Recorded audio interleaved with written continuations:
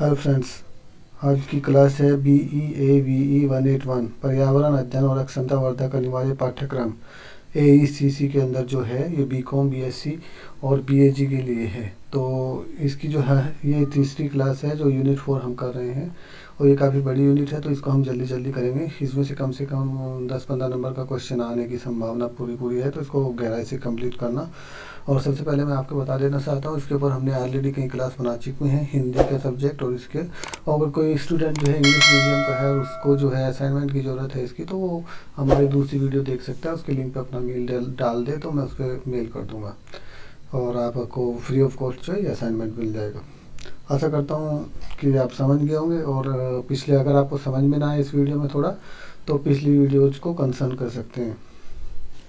तो सबसे पहले हम इसमें जो है प्रस्तावना के बारे में बताना चाहता हूँ। इकोसिस्टम के बारे में हम पहले पढ़ चुके हैं। तो इसमें जो आने वाले क्वेश्चन हैं इस यूनिट के अंदर वो आएंगे कि नवीनीकरण और अनवीनीकरण जो संसाधन है उनके बारे में बताए। दूसरा क्वेश्चन इसमें से जो आता है वो आता है जल संरक्षण के विभिन्न उपाय बताओ। और तीसरा जो क्वेश्चन आता है वो आता है भूमि प्रबंधन के आवश्यक तत्व बताओ। तो इस टाइप के लॉन्ग क्वेश्चन आने की संभावना है। तो आज तो इसको यूनिट को थोड़ा गहराई से करना, काफ़ी इंपॉर्टेंट यूनिट है। तो चलो शुरू करते हैं। 20 नंबर तक इसमें आने की संभावना है। कुछ शॉर्ट नोट भी आते हैं तो वो आप देख लेना। तो क्योंकि ये 30 पेज है, थोड़ा वीडियो बड़ा हो सकता है, कोशिश करूँगा जल्दी से जल्दी समझाने की। तो सबसे पहले मैं आपको बताना चाहूँगा कि आप देख रहे हैं सैल ज्ञान। यहाँ पे जो है MBA BCom BSc और सभी की जो है वीडियो अपलोड की हुई है, क्लासेस अपलोड की हुई हैं, आप उनको देख सकते हैं। जो बच्चे स्टूडेंट के जो है इग्नू से रिलेटेड जो भी डाउट है वो सब यहाँ पे पूरी वीडियोज बनाया हुआ है, आप उनको देख सकते हैं। चलो शुरू करते हैं। तो सबसे पहले प्रस्तावना के अंदर हमें बताया गया है कि इकोसिस्टम क्या होता है। पहली वीडियो में बताया है ये इको और सिस्टम दो चीज़ हमारे पर्यावरण से मिलकर जो बनता है वो इकोसिस्टम हो गया। इसमें ऊर्जा का जो चक्र है हम पहली यूनिट में डिस्कस कर चुके हैं कि ऊर्जा जो है सूरज से जो ऊर्जा आती है पेड़ पौधों में आती है, पेड़ पौधे से दूसरे जो शाकाहारी जीव जंतु होते हैं उसमें आती है, फिर शाकाहारी से जो फर्स्ट मांसाहारी जीव होते हैं उनके अंदर आते हैं, फिर दूसरे स्तर के जो मांसाहारी जीव हैं उसके अंदर आते हैं, फिर जो लास्ट या तीसरे स्तर के जो है मांसाहारी जीव जंतु में, इस तरीके से। और फिर जो है अपघटन होकर बाद इस तरीके से साइकिल जो है ऊर्जा का चलता रहता है। तो ये हम पिछली जगह, और अभी जो है जनसंख्या वृद्धि की वजह से जो हमारे संसाधन है वो सीमित होते जा रहे हैं। पेड़ पौधे जो है वो काटे जा रहे हैं, उनके ऊपर इफेक्ट पड़ता जा रहा है, पेड़ पौधे जो है कम होते जा रहे हैं। जो जल है, पानी है, वो जहरीले अपशिष्ट मिल के ख़राब होता जा रहा है, और जिससे जो है जल के भी संसाधन जो है वो बहुत कम होते जा रहे हैं। तो इस प्रस्तावना के अंदर यही बताया गया है। उसके बाद ये जो क्वेश्चन है इम्पोर्टेंट है, नवीनीकरण और अनवीनीकरण संसाधन। इसके अंदर में सबसे पहले मैं आपको बताना चाहूँगा नवीनीकरण संसाधन वे संसाधन है जिनको हम दोबारा पैदा कर सकते हैं, जिनका पुनर्जन्म होता है। जैसे पेड़ पौधे हो गए वे दोबारा पैदा हो जाते हैं, चरगाह हो गए वो घास वगैरह दोबारा पैदा हो जाती है, वन्य जीव हो गए, जीव जंतु जो होते हैं वो लगातार पैदा होते रहते हैं, मरते रहते हैं, पैदा होते रहते हैं, मरते रहते हैं, तो उनका पुनर्जन्म होता रहता है। इसी प्रकार से जल भी जो है उसका पुनर्जन्म होता है, लेकिन जो इसमें जो है बहुत टाइम लगता है। तो एक साइकिल है जो जल साइकिल जो हम आगे डिस्कस करेंगे, उससे जो है जल जो है रोटेट होता रहता है पानी। तो वो नवीनीकरण संसाधन वो है, सिंपल सेंटेंस में इन संसाधनों का हम जो है पुनर्जन्म कर होता है जिनका, वो जो है नवीनीकरण संसाधन है। अनवीनीकरण संसाधन वे संसाधन है जिनका जो है पुनर्जन्म नहीं होता है, एक बार नष्ट हो गए तो वो नष्ट हो गए। जैसे खनिज हो गए, तेल हो गया, पेट्रोल हो गए, ये सब जो है एक बार हमने वेस्ट कर दिया, यूज कर दिया तो वो जल के राख हो जाता है, और फिर नए ज़मीन से निकालते रहते हैं। एक सीमित संसाधन के तौर पे हमारे पास जो है पेट्रोल डीजल वगैरह सब कुछ है। एक टाइम ऐसा आएगा कि सभी डीजल पेट्रोल सभी खत्म हो सकता है, तो उस टाइम पे जो है हम अपने नेक्स्ट जनरेशन को क्या देके जाएंगे। तो ये जो फॉसिल्स हैं, फ्यूल्स हैं, जीवाश्म हैं, ये सब जो खनिज हैं, इनको सबको जो है जीवित नहीं किया जा सकता है। इसी प्रकार जो है मृदा की जो निर्माण है, मृदा जो मिट्टी है उसकी जो ऊपर की परत है वो भी कई हजारों सालों में जो है बन के तैयार होती है। अगर पानी से वो धीरे धीरे कट के ख़त्म होगी तो उसको दोबारा नहीं बनाया जा सकता, जिससे जो है फसलें पैदा नहीं की जा सकती। आने वाले टाइम में जो है बहुत दिक्कत इस तरीके से हो सकती है। आशा करता हूँ आप समझ गए होंगे। तो ये नवीनीकरण अनवीनीकरण संसाधन के बारे में मैंने बता दिया। इसके बाद नवीनीकरण जल संसाधन। नवीनीकरण जल संसाधन के बारे में बताया, जल जो है वो जीवन है, बिना जल के हम जिंदे नहीं रह सकते, बिना पानी के। ये प्रचुर मात्रा में पृथ्वी के ऊपर है, लेकिन पीने वाला पानी बहुत ही कम है जिसको हम यूज कर सकते हैं। तो पहले जो है नदियों के किनारे जो होती थी बस्ती थी, पहले जितने भी जो बड़ी बड़ी सिटी हैं, वो पहले जो लोग थे वो नदियों के किनारे रहते ताकि उनको जो है आसानी से पानी मिल सके। धीरे धीरे वहाँ पे नदियों के किनारे जो है वो बड़ी सिटी के रूप में अपना जो है स्थान ले लिया उन्होंने। आबादी लगातार बढ़ती रही, फिर उन्होंने आगे डेवलप किया इंसान ने, फिर स्टोर बनाए, टैंक बनाया, पानी को स्टोरेज करने के लिए भिन्न भिन्न टाइप की टंकीज बनाई, तो ताकि पानी जो है दूर तक भी रह सकता है। नदी के किनारे रहने की ज़रूरत नहीं है, हम उसके बाद जो है थोड़ा दूर भी रह सकते हैं। तो इस तरीके से हम आज की डेट में जितने भी बड़े शहर हो गए, दिल्ली हो गया जैसे वो जमुना नदी के किनारे बसा हुआ है, ऐसी जो बड़ी बड़ी सिटीज़ हैं वो बड़ी बड़ी नदियों के किनारे बसी हुई है ताकि उनको पहले ज़माने में आसानी से पानी मिल सकता था। तो और ये बसावट जो है, पहले जो नदी के किनारे जो बस्ती होती थी वो बसावट होती थी, फिर नदी में पानी आता था, बाढ़ आ जाती थी, वो बस्ती दोबारा नष्ट हो जाती थी, तो फिर दोबारा जो है उसमें बहुत आदमी जो है मृत्यु प्राप्त कर लेते थे। तो कहने का मतलब ये है कि 1% पीने का पानी है जो धरती के ऊपर है जिसको हम पी सकते हैं। 100 में से 1% ही ऐसा पानी है जिसको यूज कर सकते हैं। उस 1% पानी में से भी 73% जो है वो कृषि के लिए यूज किया जाता है, हम जो फसलें पैदा करते हैं उसमें। और उस 20% जो है वो है हम जो है अपने उद्योग धंधे जो है फैक्ट्रीज हैं उनके लिए यूज करते हैं। अब और बाकी बचा हुआ जो है हम अपने घरों के पीने वगैरह के लिए यूज करते हैं। तो बहुत ही कम पानी है जिसको हम यूज करते हैं। नीचे इसमें एक सारणी दिया हुआ है जिसको जो है बताया गया है कि 3% पानी को कैसे कैसे 3% में से 80% जो है वो पहाड़ों के अंदर है, जो ये 3% है उसमें से भी वो बर्फ़ के रूप में ऊपर जमा हुआ है।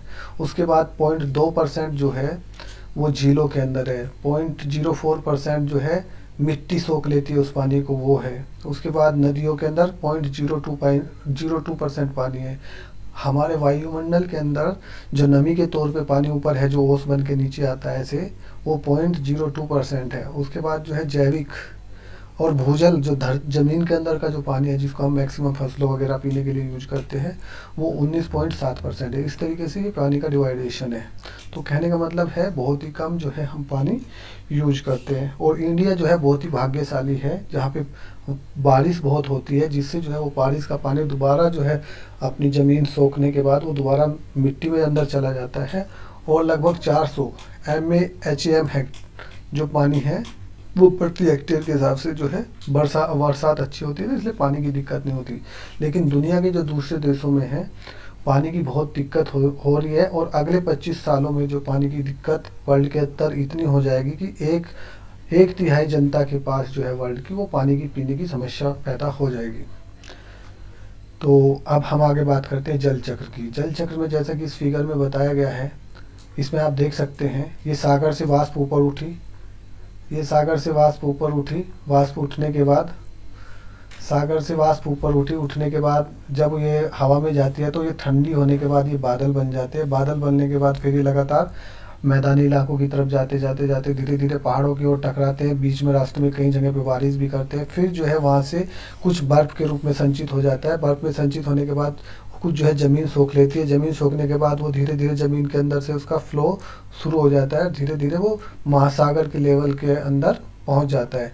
और जो ऊपर का पानी होता है वो कुछ झीलों में भर जाता है और कुछ जो है पेड़ पौधों जो है अपनी पत्तियों के द्वारा ऊपर वापस आकाश में भेज देते हैं, वाष्पोत्सर्जन करके ऊपर भेज देते हैं। दोबारा वो बादल के द्वारा या बारिश हो जाती है नमी बढ़ने के बाद, दोबारा वो ज़मीन के ऊपर आ जाता है। तो ये एक जल साइकिल है, आप इसको अच्छे से समझा सकते हो। जल साइकिल बिना सूरज के संभव नहीं है। जब सूरज का तापमान जल के ऊपर पड़ता है तो वहाँ से वाष्प निकलनी शुरू होती है, तभी जल का साइकिल पूरा बनता है। तो विदाउट जो है सूरज के जल चक्र कंप्लीट नहीं किया जा सकता है। वर्षण क्या होता है? वर्षण वो होता है, वर्षण जो है जब जल जो है कंटिन्यूअस बहता रहता है। वर्षण मतलब बारिश। जब हमारी कोई ओश है जो हमने वाष्प उत्सर्जन से पानी ऊपर गया, जब वो एक ठंडा होता है तो जब वो बारिश होती है या तो बर्फ के रूप में नीचे गिरता है ठंडा होने के बाद, या वर्षा के रूप में नीचे गिरता है, तो इसको बोलते हैं वर्षण। संघनन बोलते हैं, जब वो ठंडे होने की जो प्रक्रिया है उसको संघनन बोलते हैं। ठीक है, तो इसमें क्या दिखाया, इस फिगर के अंदर ये दिखाया गया है ठंडी हवाएं हमेशा नीचे रहती है और गर्म हवाएं हमेशा ऊपर चलती रहती है। जब कोई हवा जो ज़मीन के ऊपर है, जो ठंडी अगर हवा होगी तो वो नीचे रहेगी। अगर हमारे यहाँ पे गर्मी पड़ना शुरू हो गया है तो हमारी ये हवा जो है हमारे आसपास की वो गर्म हो जाती है। गर्म होने के बाद वो एक लेवल पे ऊपर की ओर बढ़ना शुरू हो जाती है। ऊपर की ओर आसमान में ऊपर की ओर जब वो बढ़ना शुरू हो जाती है तो हमारा जो नीचे का एरिया है जहाँ पे हवा थी वो गर्म होने की वजह से ऊपर उठी, तो ये एरिया थोड़ा खाली हो जाता है। ये खाली होने की वजह से जो दूसरी ठंडी हवाएं हैं वो नीचे की ओर शिफ्ट होना शुरू हो जाती है। तो अब वो जो ठंडी हवाएं हैं वो बादल को लेके आते हैं। इस तरीके से जो है बारिश का चक्र जो है वो चलता रहता है। ठंडी हवाएं आई, गर्म हवाएं ऊपर उठी, ठंडी हवाओं ने उसकी जगह लिया और जो नमी वगैरह बारिश वगैरह हुई ज़मीन के ऊपर, ज़मीन ने उसको शोषण की, उसको जो है संचित कर लिया। रन ऑफ वाटर क्या है? रन ऑफ वाटर वही है, वही जल जो मैंने बताया था, जो ऊपर दिखाया गया था इस यूनिट के अंदर। ये जो बहता हुआ जल है लगातार, जो ज़मीन रिसाव करके आगे फिर आदमी यूज करता है, पेड़ यूज करते हैं, धीरे धीरे आगे आगे बढ़ता रहता है, बहता रहता है। जो इस तरीके का जो वसित जल है, ये बहाव वाला जो जल है उसको वसित जल बोलते हैं। ये है ऊर्ध्वपातन की इसको कहते हैं। जो ठोस होते हैं, जो सीधे तरल अवस्था में ना बदल के सीधा जो है वाष्प में बदल जाते हैं, तो उसको ऊर्ध्वपातन कहते हैं। और वाष्पन किसको कहते हैं? जो जल है वो सीधा ठोस न बन के ऊपर जो है नमी उसमें गैस में बन जाता है, आर्द्रता जैसे होती है वायु के अंदर, तो उसको बोलेंगे वाष्पन। और वाष्पोत्सर्जन किसको कहते हैं? वाष्पोत्सर्जन जो पत्तियों के द्वारा, पेड़ों के द्वारा नीचे जमीन से जल खींच के अपने भोजन बनाने के अंदर लिए यूज किया जाता है, फिर उन पत्तियों से जो है थोड़ा सा पानी वो बाहर एयर में छोड़ते हैं, तो उसको बोलते हैं वाष्पोत्सर्जन। तो आशा करता हूँ अब नेक्स्ट जो टॉपिक है वह जल के प्रकार में। इस जो है वीडियो को थोड़ा जल्दी कर रहा हूँ ताकि आपको थोड़ा सा समझ में आए।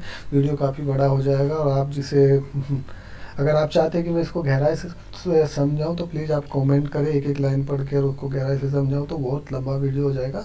फिर भी आप अगर आपको किस तरीके से चाहिए तो आगे की वीडियो मैं उसी तरीके से बनाऊंगा। आप प्लीज़ कमेंट करें। आपको इग्नू से रिलेटेड कोई भी डाउट है तो प्लीज़ कमेंट करें। तो जल के प्रकार, 3 प्रकार के जल होते हैं। सबसे पहला मीठा जल होता है जिसको हम पीते हैं, इसको मीठा जल कहते हैं, जो हमारे पीने के लायक होता है। उसके अंदर जो नमक वगैरह होता है, लवण जो होते हैं वो कम होते हैं, 1.5% तक होता है। जो दूसरा जल होता है खारा जल, इसमें जो है लवण थोड़ा ज़्यादा मात्रा में होता है, 0.5 से 3.5 के बीच में होता है, इसको खारा जल भी बोलते हैं। उसके बाद होता है समुद्री जल, इसमें लवण सबसे ज़्यादा होता है, 35%, 1000 में 3.5% या इससे भी ज़्यादा तक हो जाता है, 35% तक हो जाता है। ये समुद्री जल इसलिए बहुत ही ज़्यादा खारा होता है, खट्टा होता है। ठीक है, तो ये 3 तरीके के जल हैं। आप अगर इनके बारे में पूछा जाए जल कितने प्रकार के होते हैं तो मीठा जल, खारा जल, समुद्री जल। उसके बाद सतह और भूजल का अत्यधिक दोहन से क्या होगा? अगर हमारी ज़मीन के अंदर पानी है, अगर हम उसको लगातार यूज करते रहेंगे तो उसके बाद क्या हो सकता है? सबसे पहले मैं बताना चाहूँगा, जैसे इसमें बताया गया है कि 1 kg चावल के लिए 5000 लीटर जल की आवश्यकता पड़ती है। अब कितना पानी चाहिए आप देख लो। हमारे खाना बनाने और जो चावल को पैदावार करने, गेहूं को पैदावार करने, हर फसल को पैदावार करने, मक्का को पैदावार करने के लिए सबसे ज़्यादा पानी चाहिए। वो वाष्पोत्सर्जन से बहुत ज़्यादा पानी बाहर निकालते हैं। तो इस तरीके से अगर लगातार हम मिट्टी से कि ज़मीन के अंदर से पानी खींचते रहेंगे, बाहर निकालते रहेंगे, अत्यधिक दोहन करते रहेंगे तो आगे आने वाले टाइम में जो है पानी का संकट हमारे सामने और ज़्यादा बढ़ जाएगा। जो पीने योग्य पानी है लगातार हम उसको यूज करते रहेंगे और जो पानी का लेवल है लगातार ज़मीन के अंदर नीचे जाता रहेगा और नीचे जाता रहेगा और एक टाइम ऐसा आएगा कि पानी निकालना ज़मीन के अंदर से बहुत ही मुश्किल हो जाएगा और काफ़ी गहराई भी हो जाएगा और एक ऊपर जो है ना जमीन खेती कर पाएंगे हम ना अपने पीने के योग्य, एक रेगिस्तान टाइप जैसी हालत होने की संभावना बनी रहेगी। तो उसको दूर करने के लिए हमें अपने जो तालाब है, मानव निर्मित झील है, नहरें हैं, बांध है, अपने पानी का जो बारिश का पानी है उसको जो है ज़मीन के अंदर स्टोर करना है और उसको ऐसी वेस्टेज नहीं होने देना है। जो है उसका एक साइकिल बनाना है, पानी को प्यूरिफाई करना है। तो एक इन चीज़ों के लिए बहुत सारी चीज़ें हैं। देखो ये भूजल का संरक्षण के आधार पर बताया गया है, तो कुछ केस स्टडीज हैं इसमें, वो आप पढ़ सकते हो। तो ऐसे जल के स्रोतों का निम्नीकरण, लगातार जो है पानी जो है ख़राब होते जा रहे हैं, पीने के योग्य नहीं है। नदियाँ, झीलें, महासागर सब कुछ उनका जो है, जो फैक्ट्री से वेस्टेज आ रहा है, गंदा पानी आ रहा है, उसकी वजह से लगातार ख़राब होता जा रहा है। और उसके अंदर जो है झीलों के अंदर भी जो है गंदा मिट्टी जम गया है। जो झील है उसको पानी नीचे सोख के ज़मीन के अंदर ले जाना चाहिए, लेकिन उसमें गाद जम गया है। गाद जमने की वजह से वो जो पानी है झीलें वो नीचे नहीं ले जा पा रही हैं, तो जिसकी वजह से बाढ़ आने की संभावना बढ़ी हुई है। क्योंकि ज़मीन तो नीचे झील है या नदी है, वो पानी नीचे नहीं सोख रही है गंदगी की वजह से, और वो जो पानी है जब बाहर से बारिश का पानी आता है तो ओवरफ्लो होकर आसपास बाढ़ जैसी हालत का सिचुएशन पैदा कर देता है। तो इन चीज़ों का तो बहुत ही ज़्यादा, जो सीवेज का वेस्टेज आ रहा है, उद्योगों का वेस्टेज आ रहा है, तो उससे जो है पीने योग्य पानी लगातार नष्ट होता जा रहा है। ये सब चीज़ें आपको अपने एग्जाम में लिखनी है, एक्सप्रेस करनी है। इसकी लैंग्वेज बहुत हार्ड है, आपको समझ में नहीं आएगी। मैंने सिंपल लैंग्वेज में इसको कोशिश किया आपको बताने का। बाढ़ और सूखे जैसी जो हालत है आज की डेट में लगातार बढ़ती जा रही है। बाढ़ का मैं आपको मेन मुद्दा बता दिया। जब बारिश ज़्यादा होती है, हमारे जो जलाशय हैं वो ख़त्म हो गए हैं। पहले हर गांव में हर जगह पे जलाशय होते थे, तालाब होते थे। वो तालाब को जो है बराबर करके घर बना लिए, तो वो पानी कहाँ पे जाएगा? जो पानी बारिश का आ रहा है तो वो सब जो है खेतों में जाएगा, या फिर एक बाढ़ जैसी हालत पैदा हो जाती है। जब अत्यधिक बारिश आती है तो वो पानी जो है स्टोर करने के लिए कुछ नहीं है, उसका जो एब्जॉर्प्शन के लिए कुछ नहीं है, तो वो सोखेगा कहाँ पे? तो बाढ़ जैसी हालात। और जो मैंने बताया फैक्ट्री का वेस्टेज है और दुनिया भर का वेस्टेज है, नदियों और झीलों तालाबों के अंदर आ गया है। तो तालाब, झीलें और नदी जो है उस गाद की वजह से पानी को ज़मीन के अंदर नहीं सोख पाती है, और वो पानी जो है ओवरफ्लो होके बाढ़ की सिचुएशन पैदा कर देता है। तो बाढ़ों के प्रभाव को कम करने के लिए क्या करना पड़ेगा? बांध और जलाशयों का निर्माण करना पड़ेगा। ठीक है, नदी नहरों को, तटों को मजबूत करना पड़ेगा, ताकि वो तोड़ के मैदानी इलाकों में या बस्ती में मत आए। ठीक है, उसकी गाद को निकालना पड़ेगा जिसकी वजह से वो पानी नहीं सोख पा रही है। और जलमार्गों को जो है ठीक करने पड़ेंगे, अच्छी तकनीकों का यूज करना पड़ेगा, अच्छी टंकियाँ बनानी पड़ेंगी, जल को रोकने के कुछ साधन बनाने पड़ेंगे, डैम्स बनाने पड़ेंगे। ठीक है, सेम समस्या जो है सूखे वाली है।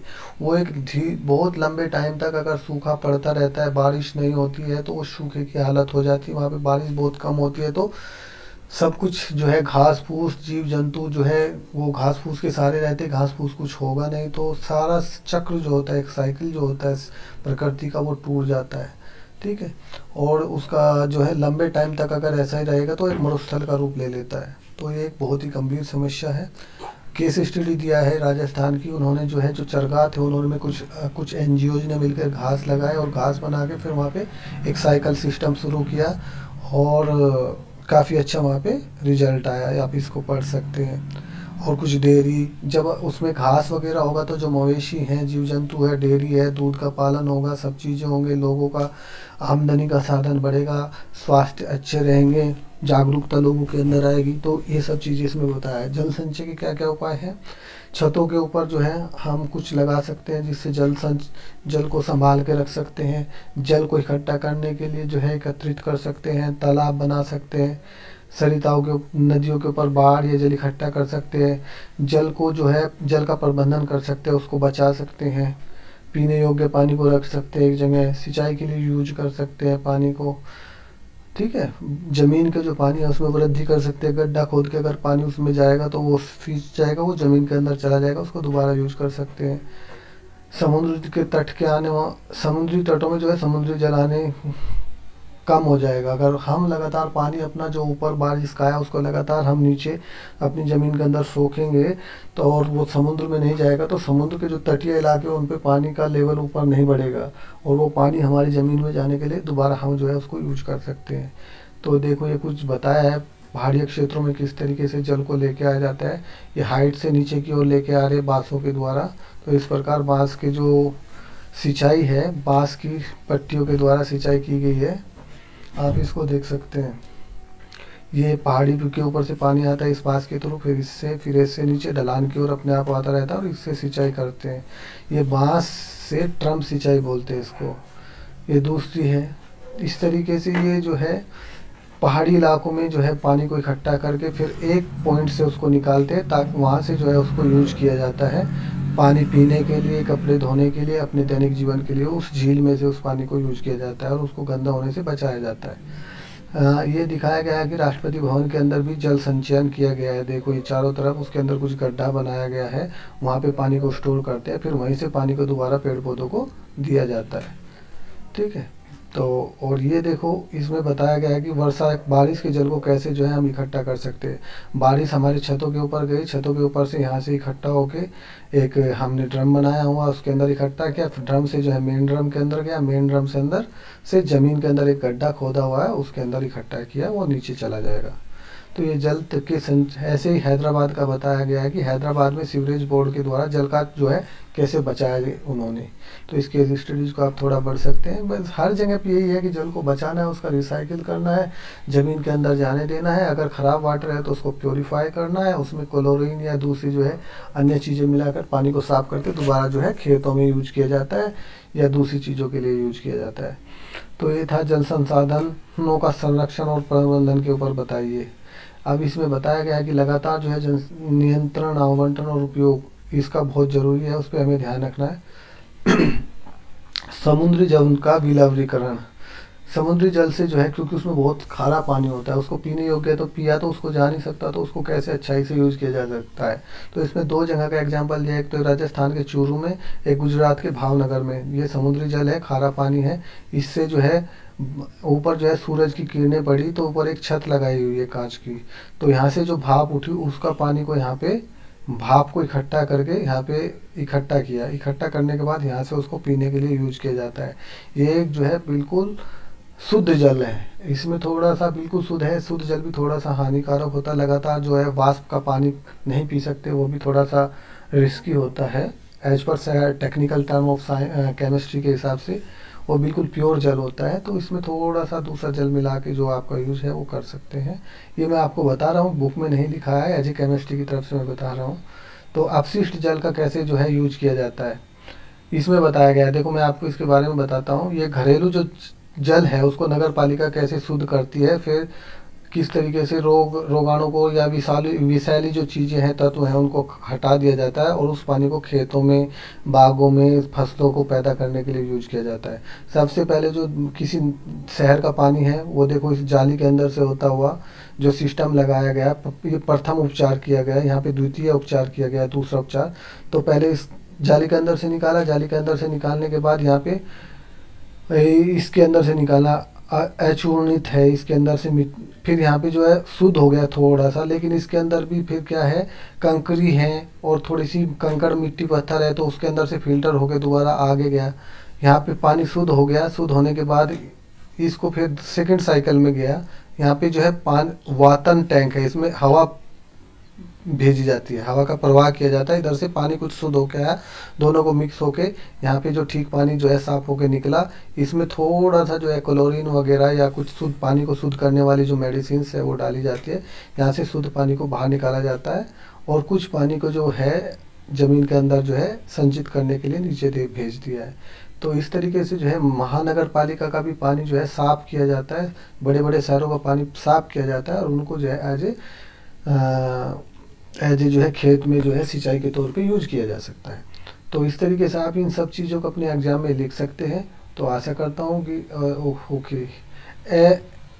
अनवीनीकरण थल संसाधन, तो मैं सोचा था ख़त्म हो गया, लेकिन अभी भी और भी बचा हो। तो अनवीनीकरण का मैंने बताया था, जिनको जो है दोबारा पुनर्जन्म नहीं किया जा सकता, जो वो अनवीनीकरण संसाधन हो गए। जैसे भूमि है, भूमि की जो ऊपरी परत है वो हजारों सालों से जो पेड़ पौधे हैं खड़े हैं, उनके पत्ते गिर करके जो पृथ्वी की जो ऊपरी परत है जिसमें ज़्यादा पोषक तत्व है तब वो बने हुए हैं। अगर हम पानी आया और ऊपर की जो मिट्टी है पूरी जो खाद वाली है, अच्छी मिट्टी है, वो बह के पानी के साथ चली गई, तो क्योंकि वो हजारों साल में बनी है तो फिर वो जो मिट्टी है उस पर खेती नहीं हो सकती, उस पर इतने अच्छे से जो है पेड़ पौधे नहीं उग सकते। तो ये जो है इसलिए उनको जो है हमेशा संभाल के रखना है। तो उसको संभाल के, इसको बोलते हैं मृदा संसाधन। और भूमि का भी सेम ऐसे ही है। तो इसमें भी ये वन वगैरह लगातार हम काटते हैं, जनसंख्या लोग बढ़ते जा रहे हैं, पहले लोग कम थे अभी और लोग ज़्यादा बढ़ गए। तो ज़्यादा लोग बढ़ने से क्या है, ज़्यादा मिट्टी, ज़्यादा घर चाहिए, ज़्यादा घर बनाने के लिए जो खेत की मिट्टी है उसको भी कैप्चर करके उसके ऊपर घर बनाया जा रहा है, जिसकी वजह से लगातार जो है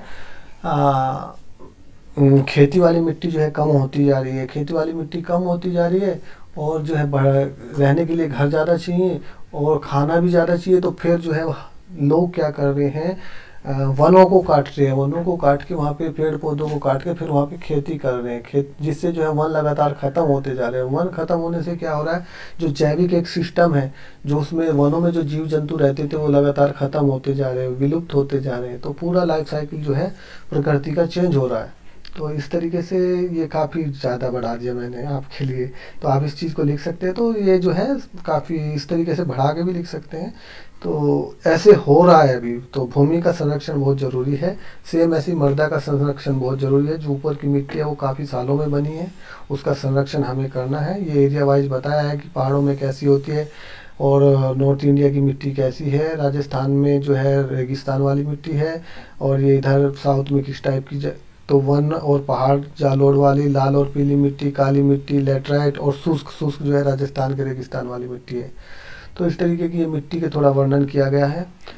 मृदा का निर्माण कैसे होता है इसमें बताया गया है कि चट्टानों का धीरे धीरे जो है, जब मान लिया पहाड़ों के ऊपर कोई चट्टान है, पहले प्राकृतिक रूप से रह रही थी, लोगों ने क्या किया वहाँ पे अपने घर बनाने शुरू कर दिए, रोड बनाना शुरू कर दिया। चट्टानों को काटे तो लैंड स्लाइडिंग होना शुरू हो गया। मिट्टी खिसकेगी, क्योंकि अपने जो है प्रोडक्शन अपना जो है आधुनिकीकरण के चक्कर में जो है हम प्रकृति के साथ खिलवाड़ करते जा रहे हैं। तो मिट्टी खिसकेगी, तो मिट्टी की जो ऊपरी परत है वो भी जो है खराब होती जा रही है। तो भौतिक संरक्षण अक्षरण हो रहा है, रासायनिक अक्षरण भी हो रहा है। इसके बारे में थोड़ा पढ़ लेना, इतना जरूरी नहीं। और ये खनिजीकरण और ह्यूमिसीकरण, ये थोड़ा सा इसमें मैं बता देता हूँ। खनिजीकरण ये है, जो चट्टानें होती हैं वो धीरे धीरे टूटती जा रही हैं, विघटित होती जा रही हैं। तो अधिकतर जो है भौतिक और रासायनिक कारक उसमें सम्मिलित हैं। इसी को खनिजीकरण और ह्यूमिसीकरण मुख्य रूप से जैविक कर्मक सम्मिलित है उसके अंदर। जो मान लिया कोई जीव जंतु है, उसकी बॉडी को तोड़ने में जो है कुछ खनिज प्राप्त होते हैं और खनिजों में वो चेंज हो जाती है, लेकिन कुछ बच जाता है, उस बचे हुए को बोलते हैं ह्यूमिसीकरण। तो ये मैंने आपको बता दिया। कृषि और अति चराई के क्या प्रमुख विवरण हैं। ज़्यादा चराई करने से भी डिफरेंस होता है। कृषि ज़्यादा करने से वन्य जीवों का जो है, और जो अति चराई करने से घास फूस नहीं रहेगा। घास फूस नहीं रहने से जब बारिश आती है ज़मीन के ऊपर, तो ऊपर की जो सोल है, मिट्टी है, उसको पानी के साथ बहा के ले जाती है। अगर उस पर घास होगा तो उसको जो है ऊपर की जो मिट्टी की परत है उसका जो है संरक्षण होगा। तो यही बताया कि अति चराई से भी भूमि की जो मिट्टी है उसका चेंजमेंट मुश्किल है। तो भूमि निम्नीकरण के मुख्य कारक क्या हैं। जैसे आपको बताया चंबल की घाटी आपने देखा होगा। देखो ये कैसे मिट्टी कहीं ऊपर है कहीं नीचे है। पानी के साथ जो है ये ऊंची नीची मिट्टी इस वजह से है। जो पानी आ रहा है उसको रोकने के लिए कुछ नहीं है। पानी जहाँ जहाँ से निकलता जा रहा है मिट्टी को काटते जा रहा है। जो ऊंची खड़ी है उसके साइड से पानी निकल रहा है, उसको नीचे की मिट्टी को ले जा रहा है और बाकी बची हुई मिट्टी को छोड़ दे रहा है। तो जो वनों को काटने की वजह से हो रहा, खेत बनाने की वजह से हो रहा, नदियों में बांध, आधुनिकीकरण, खुदान चल रहे हैं, विकास कार्य चल रहे हैं, आदमियों की बस्ती बननी है, सड़क बनने हैं, राजमार्ग बनने हैं, तो उसकी वजह से जो है लैंड का डिग्रेडेशन हो रहा है, भूमि निम्नीकरण हो रहा है, मिट्टी खराब होती जा रही है। यही इसमें मुख्य चीज़ें हैं।